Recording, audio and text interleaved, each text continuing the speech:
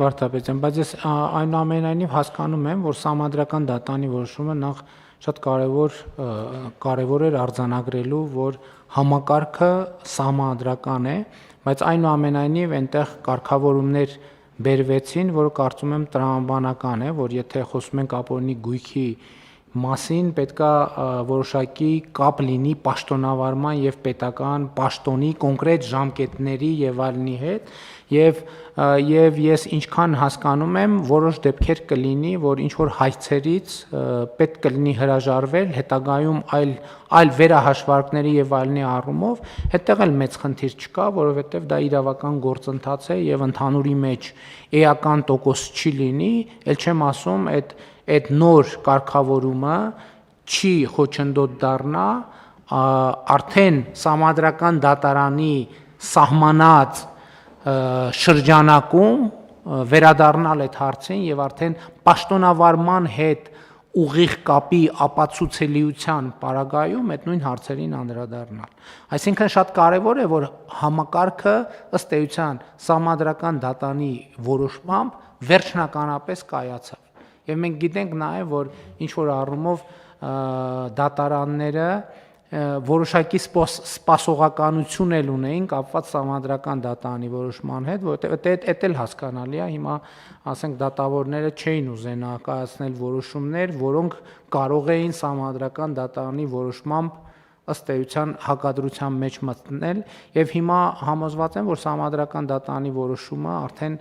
ավելի հստակ եւ անառարկելի պրակտիկա կձևավորի եւ դատախազության եւ դատարանների համար ավելի հեշտ կլինի կանխատեսելի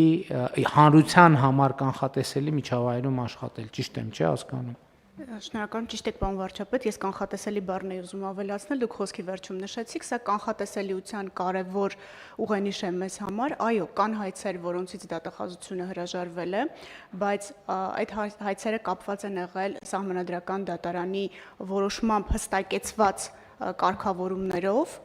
եւ օրինակ կապված չեն եղել ձեր կողմից նշված պաշտոնավարման հետ կամ օրինակ ընդհանրապես հանցագործության հետ կապված չեն եղել, դրանք շատ փոքր տոկոս են կազմում, որովհետեւ ի սկզբանե էլ որոշակի տրամաբանություն է եղել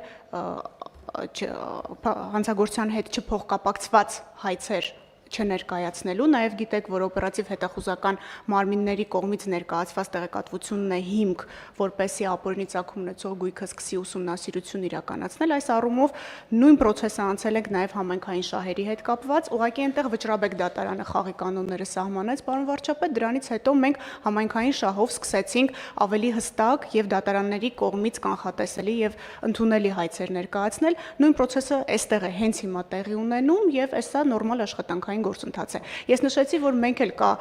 վճիռներ, որոնց հետ համաձայն չենք ու բողոքարկում ենք։ Կան գործեր, որոնցով եւ մենք եւ պատասխանող կողմը, օրինակ Վճռաբեկ բողոք է ներկայացրել, որովհետեւ մենք մեր մասով, նրանք իրենց մասով համաձայն չեն դատարանի կողմից ներկայացված դիրքորոշումների հետ։ Նաեւ մենք որոշ դեպքերում ակնկալում ենք, որ բարձր դատարանը, տվյալ դեպքում Վճռաբեկ դատարանը եւս կսահմանի իրավական որոշակիության շրջանակներ, որպեսզի մենք հետագայում Հայաստանի Հանրապետության համար խնդիրներ չստեղծենք սեփականության իրավունքի մասով։ Շնորհակալ եմ։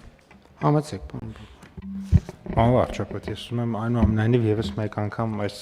սուր տեղեկատվությանը մենք անդրադառնանք, որովհետև ստացվում է, որ Վարդան Օսկանյանի կինը բարեգործական կազմակերպություն է հիմնադրում եւ այդ բարեգործական կազմակերպության իրականացած ճակերտավոր բարեգործության արդյունքում տարեկան 120 երեխա, եթե անգամ ամեն երեխա միջինը 2 տարի գնա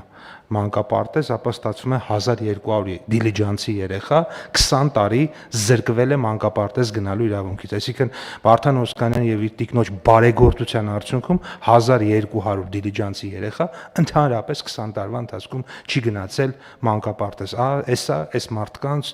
բարոյական նկարագիրը եւ իրանց իրականացած բարեգործությունների շրջանակը, որից Հայաստանի Հանրապետության քաղաքացիները մինչեւ կոկորտը կուշտ են։ Համաձայն եմ, պարոն Պապոյան, բայց հարգելի գործընկերներ, ես ուզում եմ մեր ուշադրությունը հրավիրել մի այսպիսի հանգամանքի վրա, որովհետև այո, այն որ մենք այսպես շեշտադրումներ ենք անում, այն որ մեզ այսպիսի շեշտադրումներ ենք անում, իհարկե դա որոշակի առումով ունի էմոցիոնալ կոմպոնենտ, որոշակի առումով ունի քաղաքական կոմպոնենտ, Բայց ուզում եմ ասել, որ որոշակի առումով ունի նաև բարոյական կոմպոնենտ։ Ո՞րն է այդ բարոյական կոմպոնենտը։ Բարոյական կոմպոնենտը այն է, ինչը գրված է նոր կտակարանում, որը ասում է՝ մի դատիր, որ չդատվես, որովհետև ինչ դատով դատվես, ինչ դատով դատես, նույն դատով էլ դատվելու ես։ Սա շատ կարևոր նրբություն է, որի վրա ուզում եմ մեր ուշադրությունը հրավիրեմ, որովհետև այս բոլոր համակարգերը, որ մենք ներդրում ենք, այդ բոլոր համակարգերը ներդնելը միայն նրա մասին չի, որ մենք ուրիշներին դատում ենք, այլ նրա մասին է, որ ինչ դատով ուրիշներին դատում ենք, նույն դատով մենք էլ ենք դատվելու։ Գոնե իմ ըմբռնումը այսպիսին է։ Ասենք մենք չենք կարա վերցնենք մանկապարտեզը նախկին պաշտոնյայի կնոջից եւ տանենք տանք մեր կնոջը լավ չի ինչու։ Եվ չեն կարող տանել տան մեր կանանց, մեր երեխաներին եւ այդպես շարունակ։ Որովհետև միշտ մեջբերում են նոր ասում են մի դատիր, որ չդատվես, վերջակետ։ Բայց այդ նախադասությունը ուրիշ է, ասում է մի դատիր, որ չդատվես, որովհետև ինչ դատով դատես, նույն դատով էլ դատվելու ես։ Հիմա մենք ապօրինի գույքի բռնագանձման այդ 4 ուղղությունները, իմիջիայլոց ուզում եմ մեր դե յուրե այդտեղ 4 ուղղություն կա՝ համայնքային շահ, պետական շահ, ապօրինի գույք եւ քրեական գործերի շրջանակներում բռնագանձումներ, դե մենք քաղաքականապես բոլորը անունը դնում ենք ապօրինի գույք։ Կարծում եմ դա մեծ մեղք չի, որովհետեւ մենք իրավական ձևակերպումներ այս ապօրինի գույքի վերադարձի process-ը նաեւ դրա մասին է, որ ինչ դատով դատում ենք, նույն դատով էլ մեծ ենք դատելու։ Հա, չէ, դատել չի նշանակում պարտադիր, որ դատավճիռ կայացնել, դատել նշանակում է նաև վերաբերվել։ Այսինքն նույն վերաբերմունքը մեր դեպքում է լինելու, մեր դեպքում։ Ես ձեզ ավելին ասեմ, մեր իշխանության ժամանակ նման համակարգով օտարված գույք մենք վերադարձրել ենք նույն համայնքային շահի պաշտպանության եւ քրեական գործի շրջանակում մեր կառավարության օրոք, մեր պաշտոնյայի կողմից կայացրած որոշմամբ նմանատիպ մի գործարք մենք վերացրել ենք, կարող է դրա արդյունքում նույնիսկ այդ համայնքում, այդ թվում դրա արդյունքում այդ համայնքում ընտրությունները պարտվել ենք։ Բայց կապ չունի։ Սկզբունքը դրված է, չի կարող, մերոնք ձերոնք չկան։ Կա գույք, կա պետական գույք, եւ կա օրինական գույք, եւ կա ապօրինի գույք։ Կապ չունի։ Եվ այս սկզբունքային ճանապարհը մենք շարունակելու ենք, եւ ուրիշ տարբերակ չկա։ Ես ուզում եմ ասեմ, այո, իհարկե քաղաքական կոմպոնենտ կա, ու քաղաքական կոմպոնենտն է այն չի, որ մենք ինչ որ մեկի դες թշնամացած ենք ուզում, քաղաքական կոմպոնենտն է նա, որ մենք մարդկանց առաջ ստանձնել ենք պարտավորություններ, բայց մյուս կողմից տեսեք հիմա Սահմանադրական դատարանը որոշում է կայացրել, իրավական համակարգ է ստեղծել, հա ինչ որ հայցերից դատախազությունը կհրաժարվի եւ կառավարությունն չի առարկում, որովհետեւ եթե մեր սկզբունքը լիներ բոլոր տեղերից հնարավոր ամեն ինչը վերցնել, այսքան չենք չարչարվի, ժողովուրդ ջան։ Այսքան չենք չարչարվի, այսքան օրենքի նախագիծ, փոփոխություն, նոր օրենք, նոր դատարան, նոր համակարգ, Սահմանադրական դատարանի որոշում եւ այլն, եվրոպական դատարանի, հենա կգնայինք կվերցնենք, բայց 10 անգամ դրան անդրադարձել ենք։ Մենք չենք ուզում մեր երկիրը իրավականության ռելսերից դուրս դնենք, որովհետեւ դա իրավակարգի եւ պետության կորուստ կլինի։ Բայց մյուս կողմից էլ մենք հետեւական ենք, որովհետեւ այո մարդկանց առաջ ստանձնել ենք պարտավորությունը, այո ուշացումով գուցե ուշացումով այդ համակարգը թափ է հավաքում եւ բնականաբար մեծ հակազդեցություն իմիջիայլոց ինչքան գնա այդ հակազդեցությունը մեծանալու է։ Եվ այս նաեւ այդ հակազդեցությունից պաշտպանվելու համար է, որ մենք հասցեական թիրախային պետք է ասենք։ Ես պատահական օրինակը չբերեցի։ Այդ նույն ժամանակ ես գիտեի, չէ, բնականաբար ում անվան հետ է կապվում, բայց ես ոչ մի անուն չտվեցի մտածելով դե լավ դե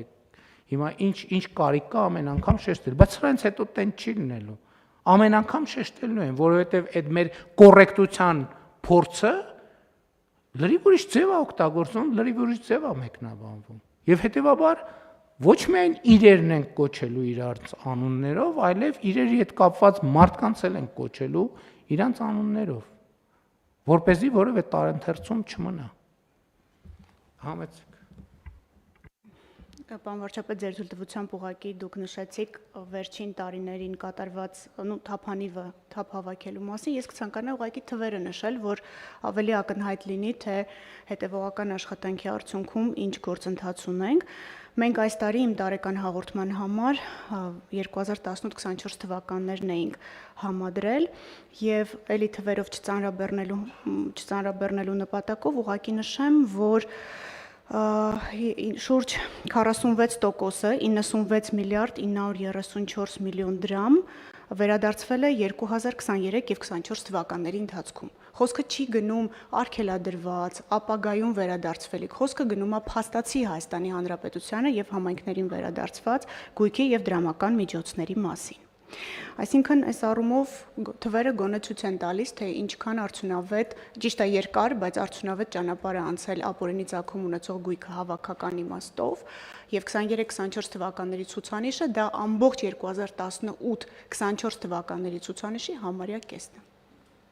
Համեցեք, պարոն Խոտաց։ Պարոն վարչապետ, կարծում եմ լավ առիթ է բարձրաձայնելու, որի կատարում են ձեր հանձնարարականի, մենք արդեն ունենք որոշում, որի մասին եւ մարզպետների աշխատակազմերը եւ համայնքները պատշաճ ծանուցվել են, ըստ որի առաջարկում ենք համայնքային սեփականություն հանդիսացող հողամասերը վաճառել վաճառքի համար մեկնարկային գին սահմանել շուկայական արժեքից ոչ պակաս, սա հնարավորություն կտա իրականում շուկայական արժեքին մոտ կամ դրանից ավելի բարձր գնով իրականացնել վաճառքը։ Շատ լավ։ Եվ ինչ համեցեք։ Մեծարգո վարչապետ, հարցը Տիկին Վարդապետյանին է։ Ապօրինի օտարված գույքի հանրության եւ պետությանը վերադարձման հետ զուգահեռ մենք կարողանում ենք նաեւ վերադարձնել այն շահույթը, եթե այդպեսին կա, որը ապօրինի օտարման շահառուները գոյացնում են գույքի շահագործման ընթացքում կամ արդյունքում։ Ապօրինի ծագում ունեցող գույքի բռնագանձման վարույթի շրջանակում ներկայացված հայցերով միայն գույքերը չեն, նաև դրամական միջոցներն են, որը ներառում է նաև ձեր կողմից նշած շահույթը։ Շատ լավ։ Կան այլ դիտարկումներ։ Չկան։ Դե այս թեմայով կարելի է դեռ երկար խոսալ, բայց առիթներ դեռ կունենանք։ Շատ լավ, հարցը դրվում է քվեարկության, ովքեր են դեմ որոշման ընդունմանը, դեմ չկա, որոշումն ընդունված է։